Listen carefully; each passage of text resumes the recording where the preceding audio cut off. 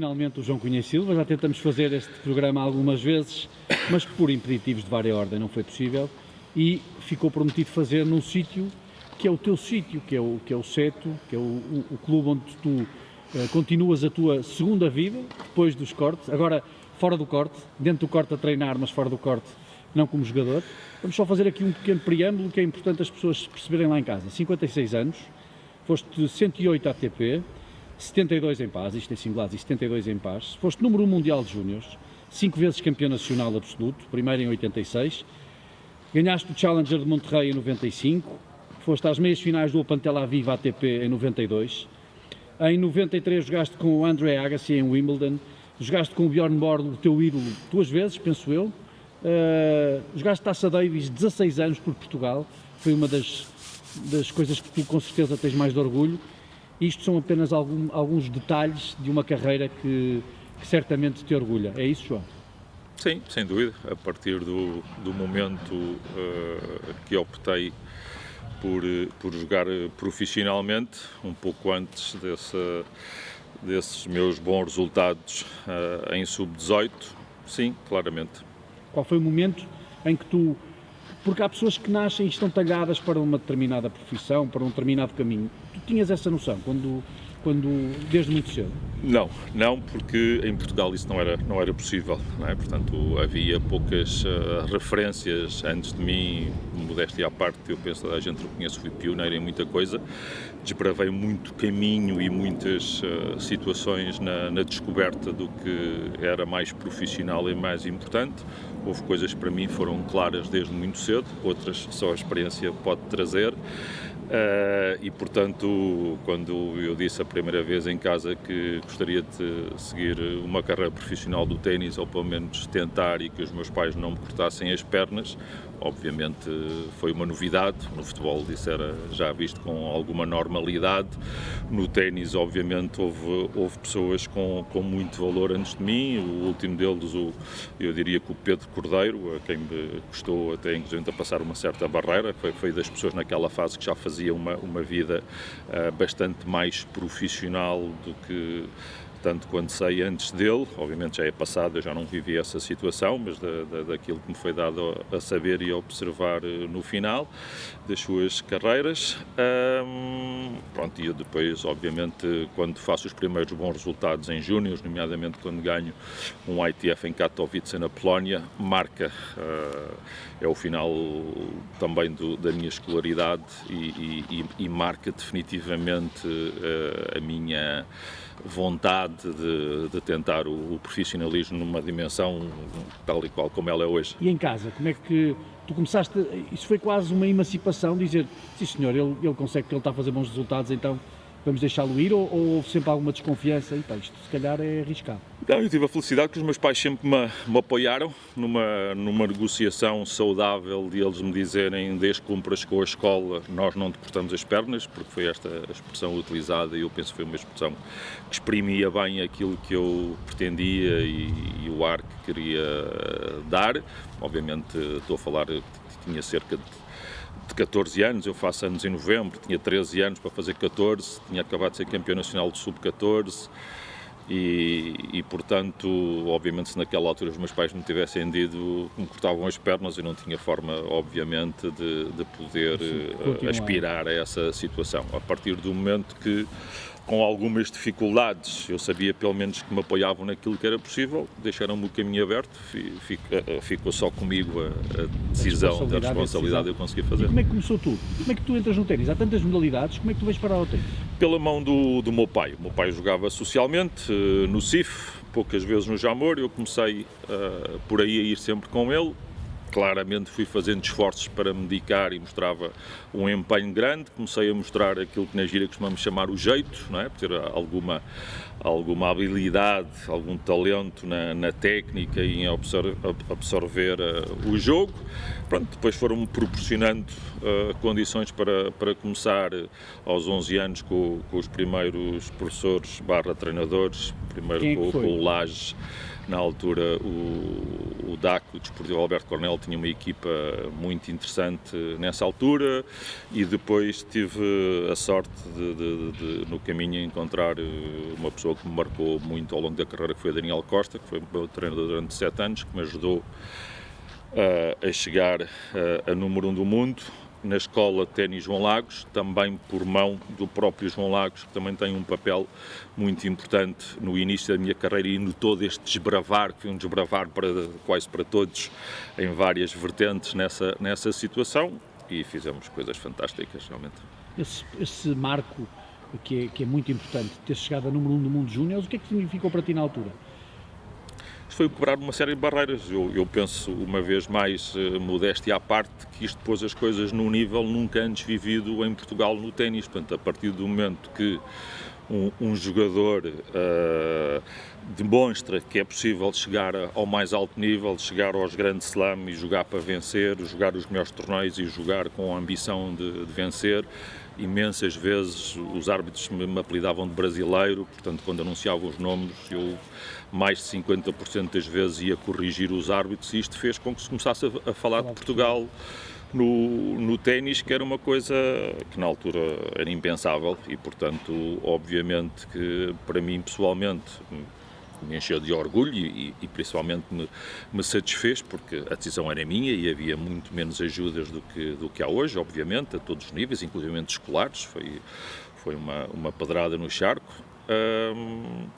mas de facto abriu depois portas para muita gente a seguir. Depois tivemos a felicidade de aparecer o Nuno Marques com um potencial brutal e a qualidade que todos lhe reconhecemos, e portanto isto pôs as coisas noutros patamares ao nível do mais alto nível. E depois foi aí que vocês eram os 4 mosqueteiros, porque foi uma geração de ouro do ténis português. Tu foste o primeiro, o Nuno, o Bernardo e o Emanuel. Portanto, esses 4 jogadores que durante anos era entre vocês que decidiam os títulos em Portugal, eram vocês que representavam a Taça Davis. Exato. E já vamos lá à Taça Davis, mas percebeste que era também importante ter essa motivação extra que era, vocês eram colegas, mas também eram rivais e tiveram encontros incríveis. Claro. Eu recordo-me, assisti a muitos. Como é que viveste esses momentos?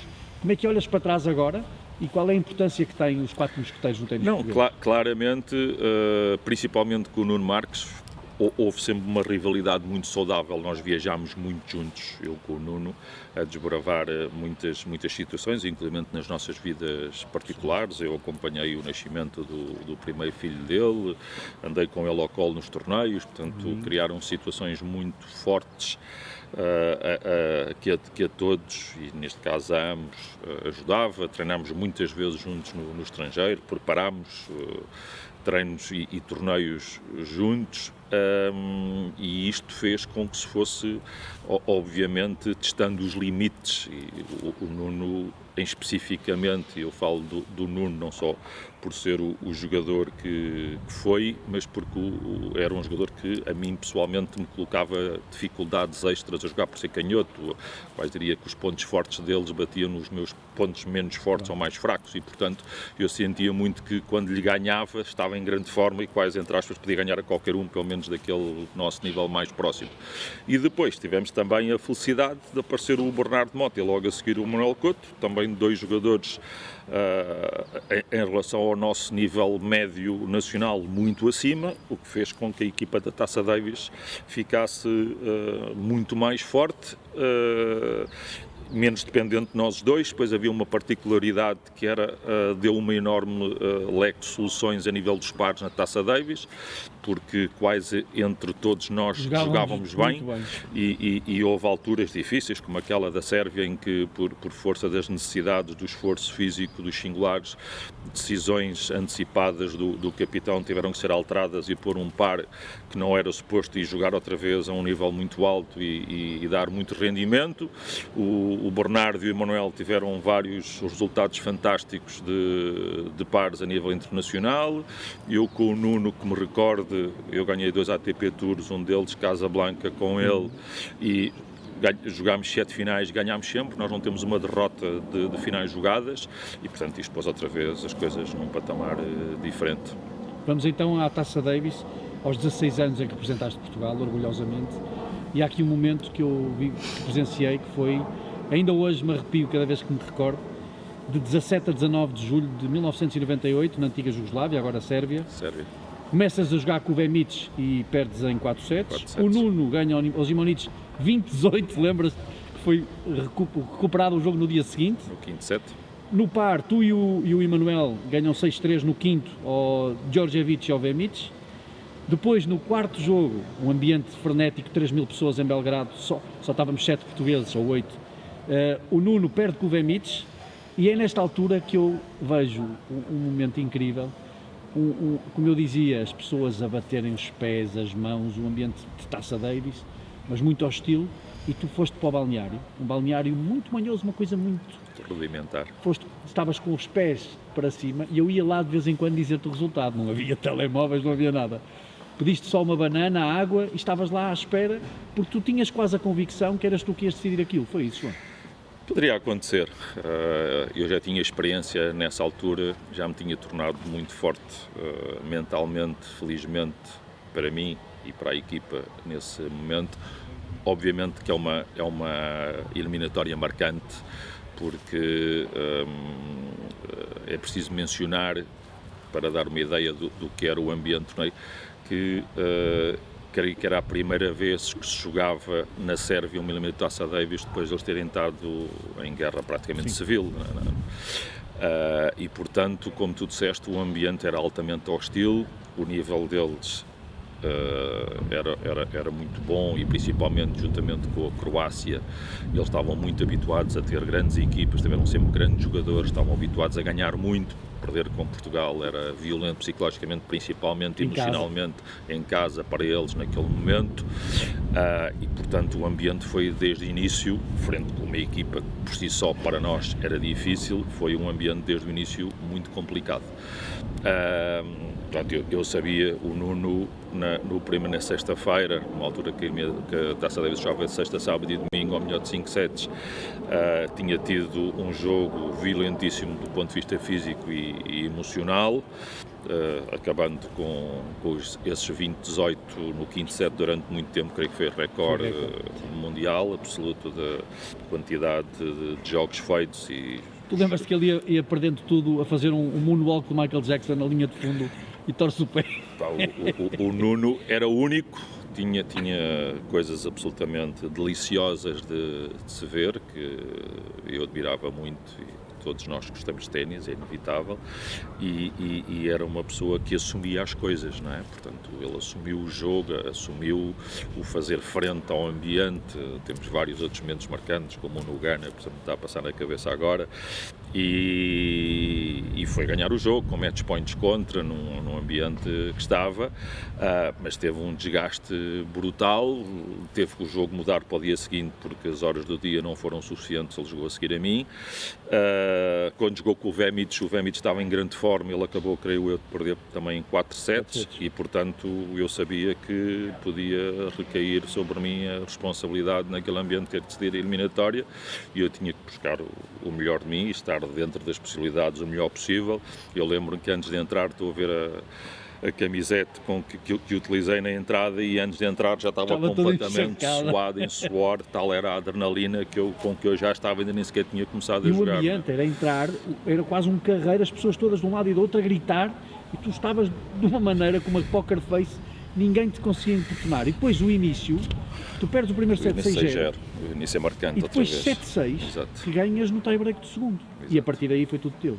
Se bem que no quarto set ainda foi 7-5, ainda foi ali. Sim, naquele ambiente, entrar a perder 2-0 para jogar a melhor de 5 é muito difícil, e eu orgulho-me de o ter feito, mas ainda hoje me recordo muitas vezes como é que foi possível. É o momento mais marcante que tens da Taça Davis? Eu tenho alguns interessantes, tenho um muito interessante também na Roménia, onde ganhei 14 jogos seguidos ao Segartiano, que nunca tinha perdido, a não ser com o Ivan Lendl na altura, que era o número 1 do mundo, mas essa eliminatória na Sérvia não é marcante só nesses 2 jogos, foi marcante em todos. O par comigo e com o Emanuel Couto é impressionante. Foi quando o Vila desmaiou no final do jogo, jogámos hoje muito bem, o Manuel jogou super bem, foi fantástico tudo aquilo que se fez, foi uma eliminatória arrancada a ferros. Eu quando entrei a jogar, obviamente o meu nível de jogo permitia-me pensar que eu me podia superiorizar, supostamente o Zimonjić e entrar a perder 6-0 é uma violência muito grande naquele...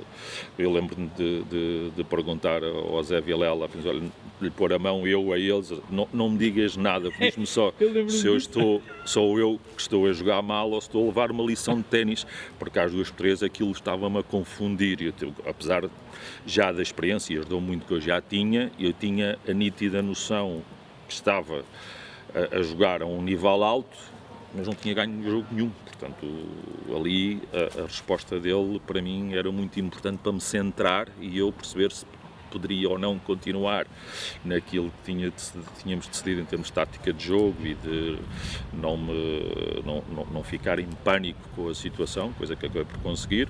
Lutei muito no segundo set, acabei por não conseguir traduzir esse esforço em resultado logo, mas acabei por jogar mais umas horas e acabar fisicamente por cima no jogo, acabou ele cheio de câimaras e eu a te lembras do momento em que entramos todo dentro do corte? Lembro, claro. No 6-1 esse é daquele que pode acompanhar sempre, porque é um momento marcante. Lembro aos 4-1 nem sequer me ter sentado é verdade, e pedir-vos que tenham calma, porque isto ainda não acabou. É verdade, porque... tu aí tiveste um papel determinante para nós.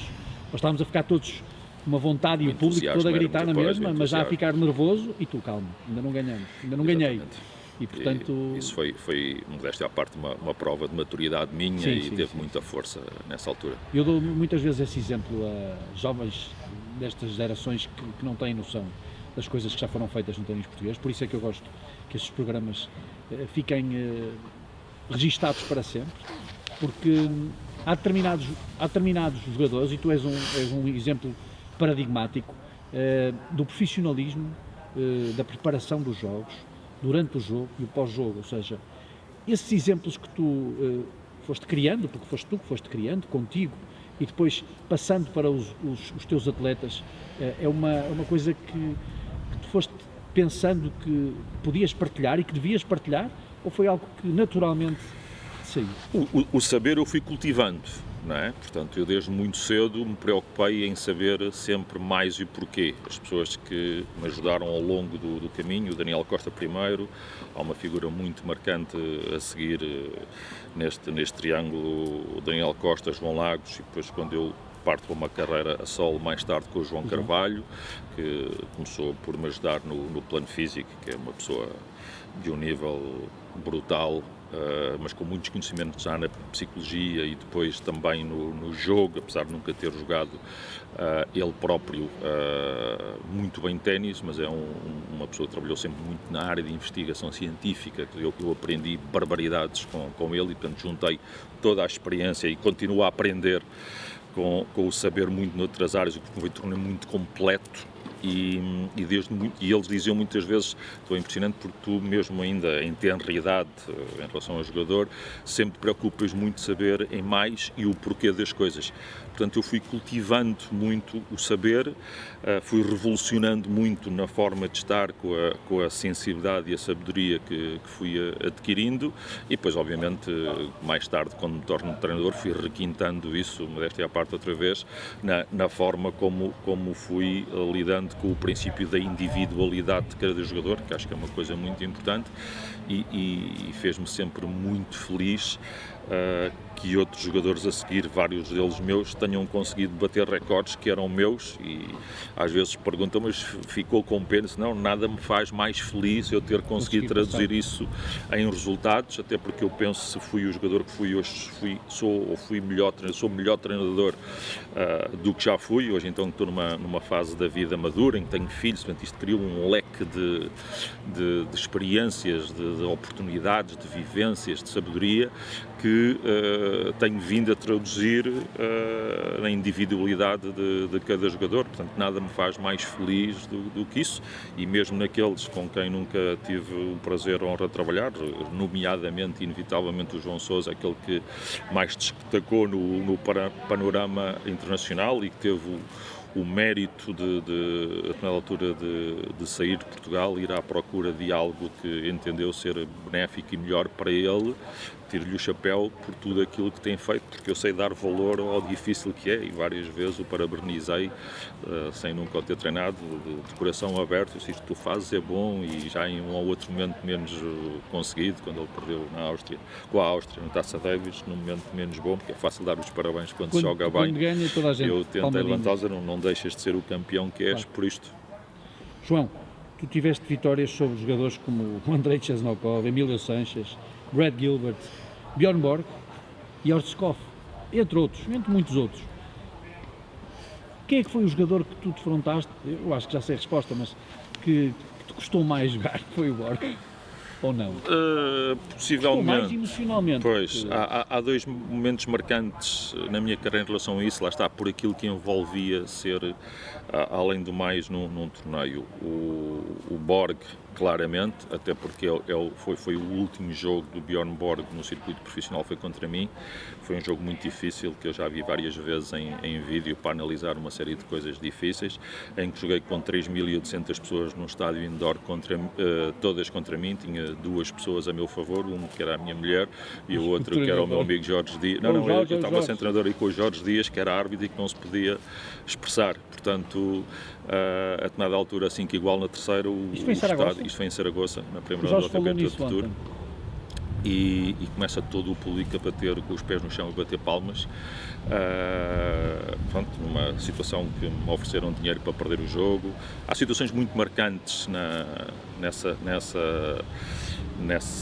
situação. O Bjorn Borg era o Nadal ou Federer de hoje e, portanto, às 2-3 não é possível ter descanso. Havia night session, marcaram-me o jogo para as 8 da noite no corte central, obviamente, e nos 2 dias antes é impossível ter uma vida normal. Eu dos poucos jogadores que tive no circuito verdadeiramente amigos, um deles era o Jus Colá, que já tinha deixado de jogar e que vivia em Saragoça. Antes, na noite em que saiu ao quadro, ele convidou-me e a Kelly para irmos jantar à casa deles.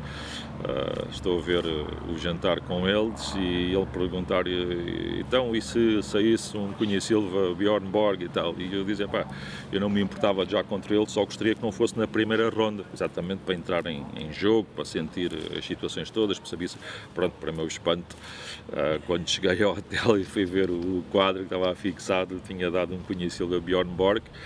E foi difícil de preparar o jogo muito tarde, às tantas da manhã, e no dia que joguei contra ele também.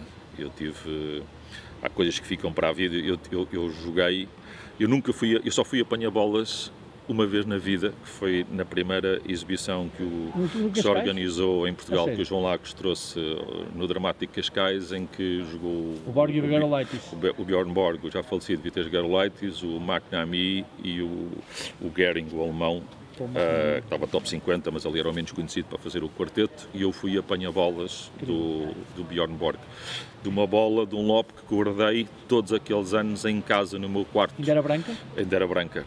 E eu, no final do jogo, e eles tiveram um nível extraordinário, quando acabámos o encontro e eu entro nos balneários, e ele estava de frente para a porta com o pai de costas a falar com ele. Eu não conhecia o pai, mas era fácil de ver quando se virou para mim quem era, pelos olhos, etc. E o misto de reconhecimento, de humildade, atendendo, estávamos a falar com o jogador, com o palmarés que ele tem e tinha nessa altura, a dar-me os parabéns e elogiar uma série de coisas que fiz, são memórias inolvidáveis. Quase no final de um combate de boxe, ir ao balneário e falar com eu tive como é que foi cumprimentá-lo na rede? Um jogador como o Borg, tu ias no caminho a pensar, o público todo hostil, mas tu estavas a terminar a carreira de um dos maiores ídolos do ténis mundial. Como é que te sentiste? Eu tive que preparar muito, eu tive outra vez a felicidade, dentro das dificuldades, o prazer, a honra de jogar ainda contra ele e a felicidade de já estar na fase de uma carreira em que já me consegui não intimidar com essas coisas todas. Isto foi fundamental para poder preparar o jogo e para poder acabar a ganhar, mesmo quando as coisas me tiveram a correr menos bem. E uma das coisas que eu estava brutalmente nervoso, como se deve imaginar, mas uma das coisas que percebi, Marco, eu já vi isto vezes sem conta em vídeo, até perceber como é que permiti o início de uma reviravolta, para irmos para o terceiro set, onde eu jogar tão bem, etc., é que ele também estava muito nervoso. E isto era quase impensável, não é?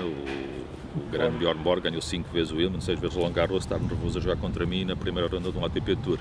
Mas há um momento em que eu faço serviço de rede e ele tenta responder de esquerda, que era uma das melhores respostas do mundo e uma das imagens de marca dele, e falha na bola. Ele nem sequer acertou na bola.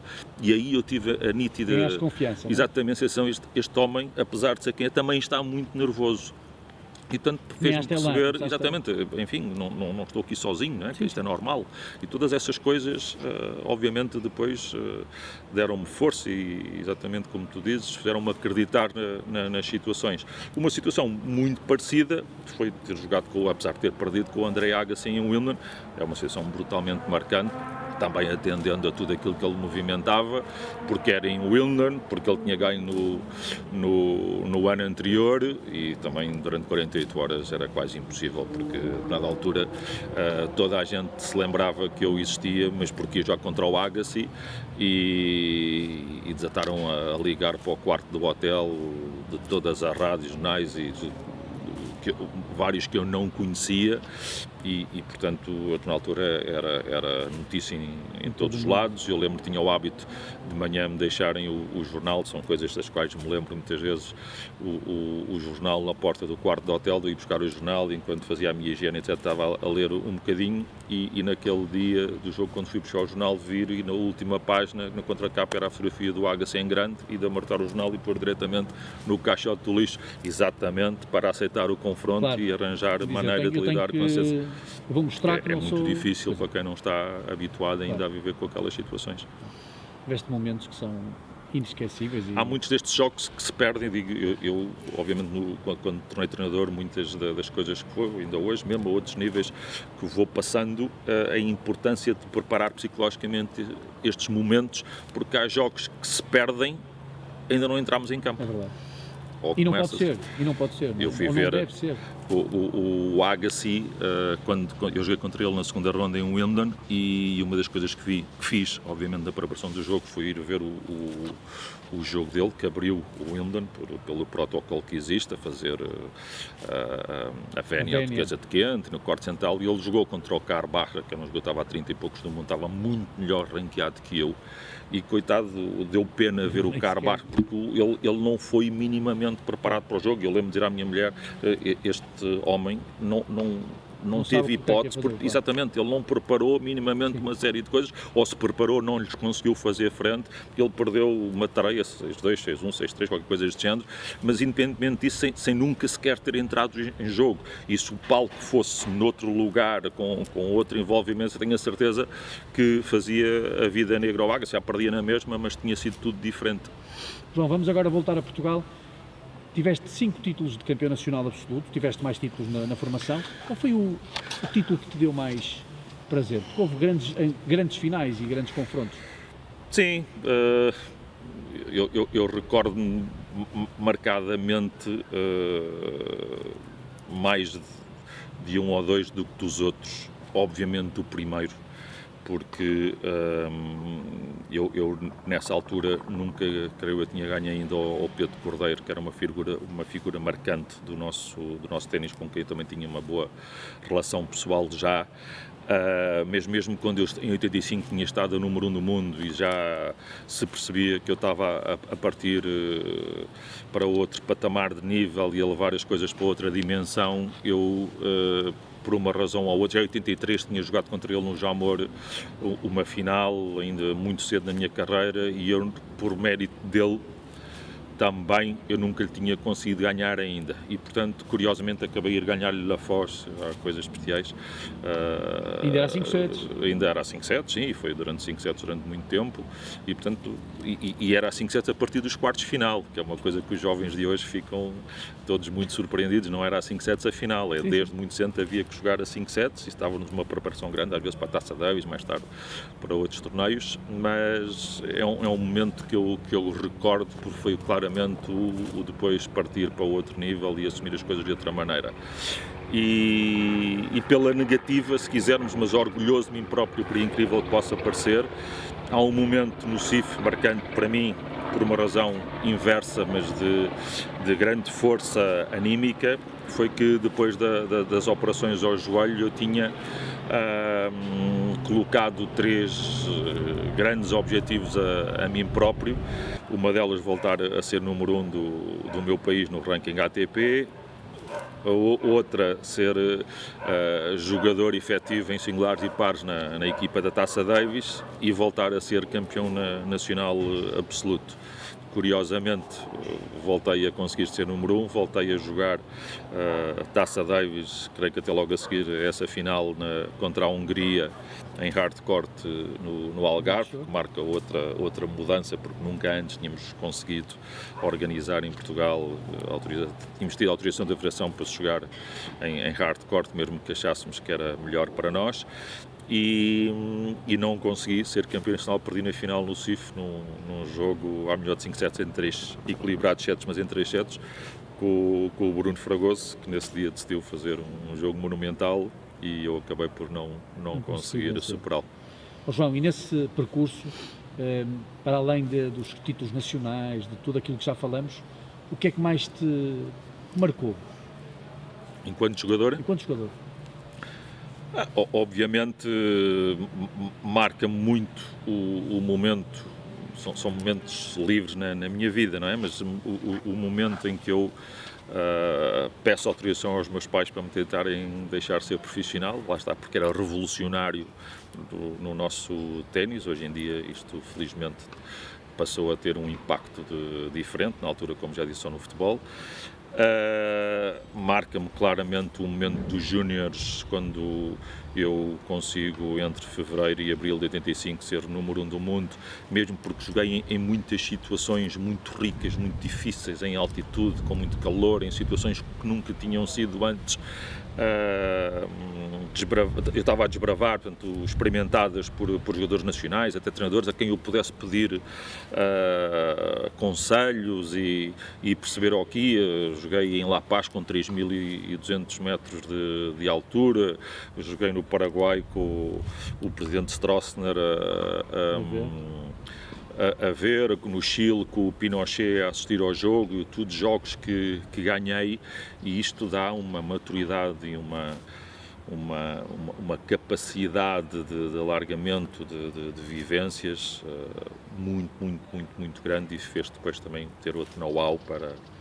Eu na altura tinha um ficheiro que me acompanhava com notas de vários sítios onde jogava, as condições, porque era tudo novo. Portanto, não havia, eu hoje em dia sei que começa a ter uma certa influência jogar em Madrid, que tem 500 metros, que gosto muito de jogar em São Paulo com 800 metros de altura e que ainda dá para ter um certo ritmo e uma capacidade aeróbica até dentro do estilo que eu gosto de jogar, que a partir dos 1.200 metros de Cali na Colômbia começa a ser muito complicado, que os 1.700 metros de Nairobi a bola já voa, onde eu fiz o meu primeiro Challenger com o número 1 do Quénia, mas que já torna outro jogo, que a partir dos 2.000 metros, como é a cidade do México ou Bogotá na Colômbia, já é outro jogo, e quem 3.200 metros de altitude em La Paz, só alguns é que conseguem jogar. E eu vi um colega meu, jogador, cair para o lado, ainda ontem contava esta história a dar o treino, por uma pergunta que me fizeram do que era jogar em altitude, etc., perceber o que é que as diferenças. Isso interfere.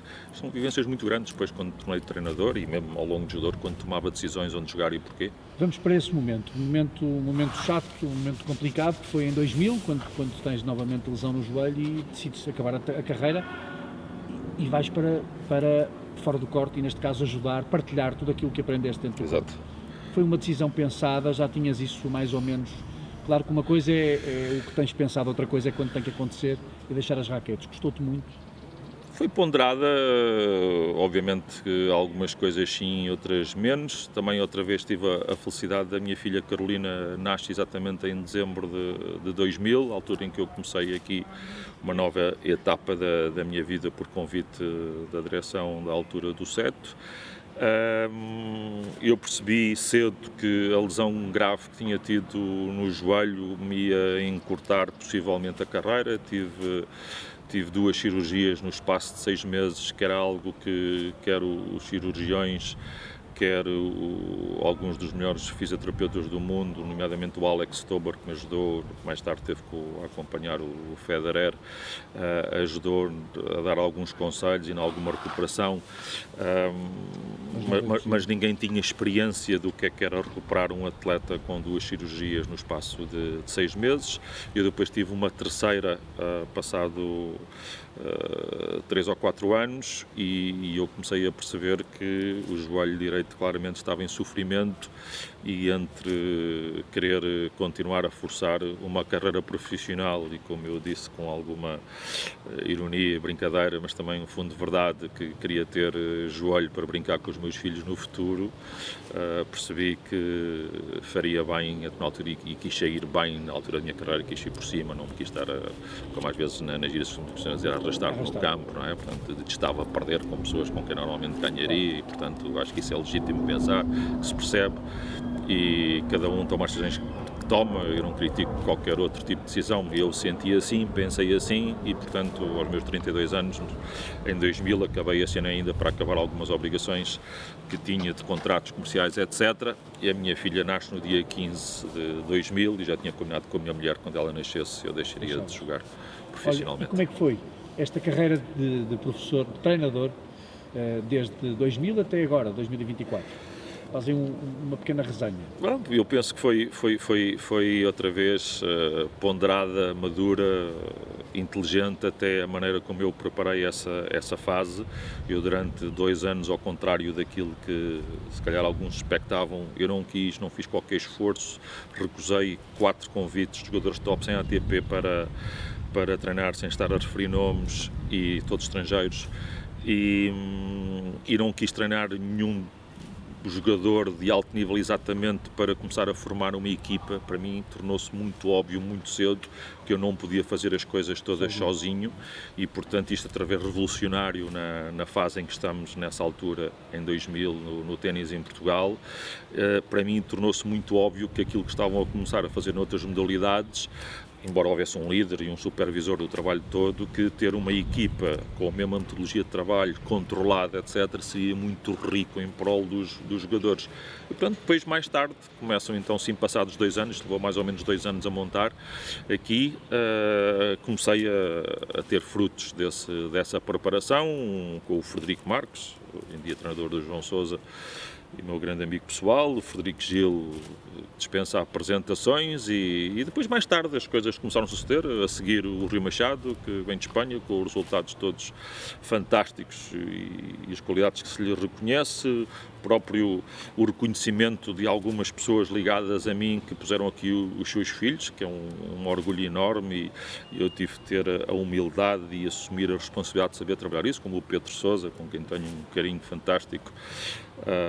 Esteve aqui comigo, o Gonçalo Falcão, numa altura em que a mãe estava em Carcavelos, o próprio José Ricardo Nunes, numa altura que já o pai estava em Faro. São tudo coisas que mexeram positivamente muito comigo e, portanto, daí para cá, estou a falar, obviamente, e não quero qualquer desprimor a outros que não tenha mencionado, que foram ótimos jogadores, um Leonardo Tavares, um João Domingos, um Francisco Franco Dias e tantos outros, Martim Trueva, Gonçalo Pereira, mas enfim, e depois mesmo mais jovens, mais tarde como o próprio filho Filipe, que chegou aos grandes Slam Juniors, etc. Há aqui muito trabalho com rapazes, com raparigas, com Maria João Kohler, mais tarde, com a Carlota Santos antes, com a Catarina Ferreira, com a Bárbara Luz. Há muito trabalho feito. Sem falar dos sub-12, 14 e 16, que pelo caminho muitos campeões nacionais e finalistas têm conseguido. E hoje estou a fazê-lo novamente com muita dedicação e carinho e gosto.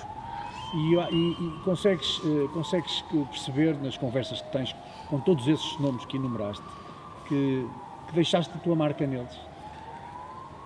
Sim, penso que há sinceramente, a minha relação com todos eles é muito boa e e de todos eles creio ter esse reconhecimento, não é? Não, além do mais, acho que aqueles que querem pensar sobre aqueles que não querem perder tempo a pensar sobre o assunto ou não querem dar o devido valor, aqueles que têm a honestidade moral e a justiça de o fazer, uma das coisas que percebem é o enorme trabalho que dá treinar equipas de treino. Uma coisa é treinar os jogadores, treinar equipas e formar equipas de treino. Muitas vezes os treinadores deixam de fazer parte da equipa, como tem acontecido, mas hoje 3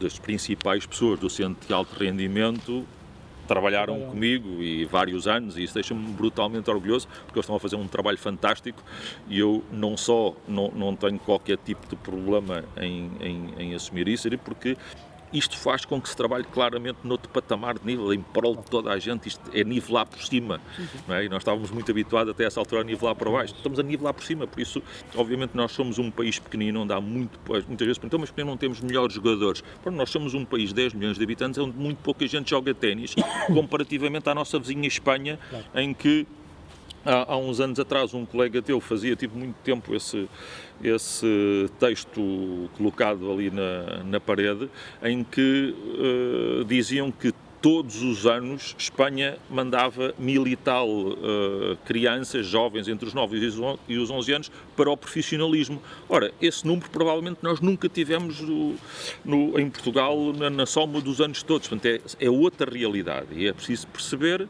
que faz com que, obviamente, se torne mais difícil conseguir numa modalidade em que é individual, onde ao início há muito poucos apoios, em que é cara para se fazer o investimento de entrar primeiro nos júniores e antes de chegar aos júniores e começar a ganhar dinheiro, e onde há muito menos gente a ganhar muito dinheiro, como é no futebol. Por conseguinte, penso que na altura é fácil perceber João, isso. e temos de cultura desportiva, não? Achas que, quando falam nisso, como é que não fazemos campeões? Nós temos um sistema escolar que não ajuda, nunca ajudou, nem ajuda, não vamos falar da escola online, que não tem nada a ver. Temos miúdos a sair da escola às 5h30, 6 horas e depois vêm treinar. Temos pais que continuam a carregar as mochilas dos filhos e a dizer que se está muito sol é melhor não treinar. Há uma série de fatores com que fazem que seja difícil nós formarmos campeões, para além de tudo aquilo que tu disseste agora. Nós temos cultura desportiva. Sim, mas e temos, em minha opinião, ainda um problema adicional, que é a questão do futebol. Eu gosto muito de futebol, mas detesto falar de futebol quando é para ser comparativamente com o ténis. E porquê? Porque tem tudo a ver, obviamente, com a quantidade na base, não é? Portanto, isto só às vezes eu costumo dar até aos próprios miúdos, quando fazem perguntas, esta imagem. Muito fácil de fazer. Se nós tivermos, nem é preciso inventar muito, 20 equipas na primeira divisão, número de 11, e cada equipa, que até tem mais, tivesse 20 jogadores, só aqui estamos a falar num número de jogadores que ultrapassa a elite do ténis mundial no ranking. Portanto, qualquer jogador no top 200 mundial ATP é um jogador absolutamente top em relação aos jogadores de futebol. Isto doa lá quem doer e eu assumo o que estou a dizer. Portanto, sei do que é que estou a dizer, mais, não há clubes por trás a suportar carreiras. Portanto, nós, quando nos lesionamos, como foi o meu caso, temos de ser responsáveis por aquilo tudo que acontecer a seguir e temos que arcar com as consequências. Portanto, isto faz com que nós, a determinada altura, enquanto jogadores ou enquanto equipas técnicas que estão a tomar conta dos jogadores, tenham que adquirir um nível de conhecimento e um cuidado individual consigo próprios muito acima daquilo que eu sei que é a realidade do futebol. Obviamente também há ótimos profissionais no futebol e quando juntam a isso o talento, normalmente são super jogadores e ganham muito mais dinheiro. Portanto, isto põe as pessoas, isto para terminar a dizer o quê? Que as pessoas, os pais, têm depois sempre uma certa tendência a comparar tudo com a realidade que conhecem melhor de comunicação social, que é o futebol. E, portanto, isto é completamente diferente, sendo um desporto individual ainda para mais. Portanto, esse desconhecimento, a cultura desportiva, obviamente põe tudo em geral. No ténis, bastante menos. João, o que é que ainda te falta fazer? O que é que tu gostavas de fazer? Quais são... Formar mais campeões. Estou absolutamente empenhado nesta altura da minha vida e tenho a ilusão, utilizam muito os espanhóis dizer a ilusão de conseguir voltar, que era uma das coisas que gostava muito, de meter um ou outro jovem novamente nos Grand Slam Juniors, porque é a base da pirâmide para outra situação, e porventura no circuito ATP ou WTA bem metidos.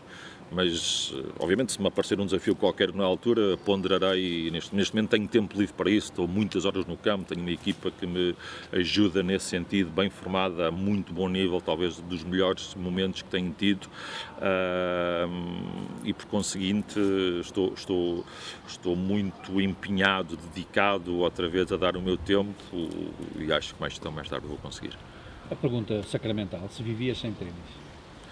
Ao início, talvez sim, eu gostava muito de ter sido advogado no início da minha carreira, era o meu plano B e provavelmente tinha sido feliz com isso também, mas hoje em dia, obviamente, não sou homem do ténis, vou morrer com o ténis, certamente.